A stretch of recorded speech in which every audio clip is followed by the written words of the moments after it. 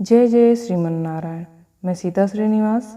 आज मैं आप सबको बताऊंगी धन्वंतरी कौन थे, धनतेरस के दिन क्यों मनाई जाती है धन्वंतरी की जयंती, धन्वंतरी का आयुर्वेद से क्या संबंध है, भगवान धन्वंतरी की पूजा से मिलता है बेहद स्वास्थ्य। तो आइए जानते हैं। आरोग्य के देवता धन्वंतरी जी धनतेरस के दिन समुद्र मंथन से धरती पर अवतरित हुए थे। धन्वंतरी को आयुर्वेद का जनक माना गया है। धनतेरस के दिन धन्वंतरी जयंती भी मनाई जाती है। हिंदू धार्मिक मान्यताओं में धन्वंतरी को भगवान विष्णु का अवतार माना गया है। धन्वंतरी पृथ्वी पर समुद्र मंथन के जरिए आए थे। समुद्र मंथन में त्रयोदशी के दिन धन्वंतरी जी अवतरित हुए थे।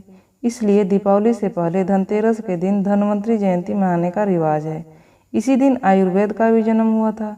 धन्वंतरी को भगवान विष्णु का रूप माना जाता है।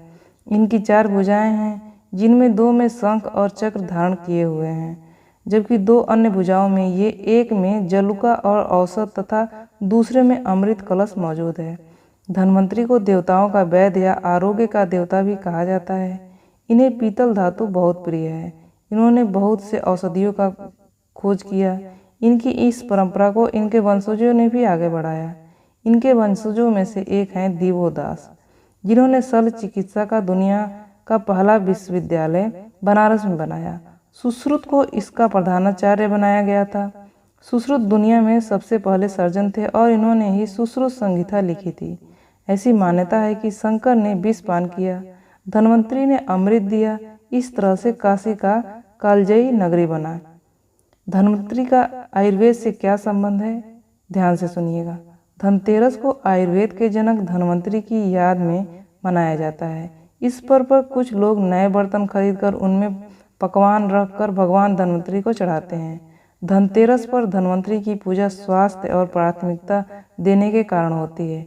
धन्वंतरी ईसा में लगभग 10,000 साल पूर्व हुए थे।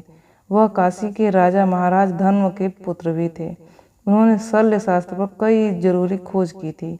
धन्वंतरी के जीवन का सबसे बड़ा वैज्ञानिक प्रयोग अमृत से संबंधित है। उनके जीवन के साथ अमृत का सोने का कलश जुड़ा है।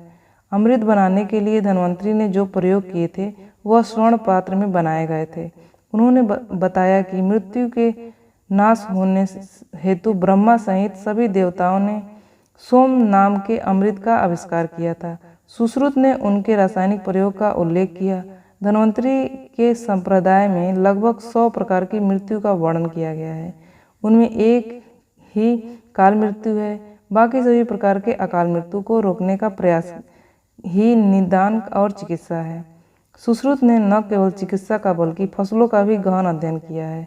उन्होंने पशु पक्षियों के स्वभाव, उनके मांस के गुण अवगुण और उनके भेद की भी जानकारी दी है। मानव के भोजन का जो वैज्ञानिक वर्णन सुश्रुत तथा धन्वंतरी ने किया वह आज के समय में बहुत प्रासंगिक है। धनतेरस के दिन क्यों मनाई जाती है धन्वंतरी की जयंती, ध्यान से सुनिएगा। धनतेरस के दिन एक तरफ जहां लक्ष्मी और कुबेर की पूजा की जाती है, वहीं आरोग्य के देवता धन्वंतरी जी की भी पूजा की जाती है।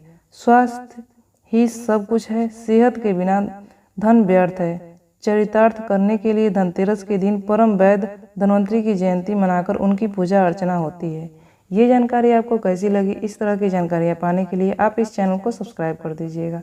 आपका दिन शुभ हो, आपका दिन मंगलमय हो। भगवान धन्वंतरी की कृपा आप पर बनी रहे। आपका घर धन धान से भरा रहे। इसी आशा और आशीर्वाद के साथ इस वीडियो को समाप्त करती हूँ। जय जय श्रीमन नारायण।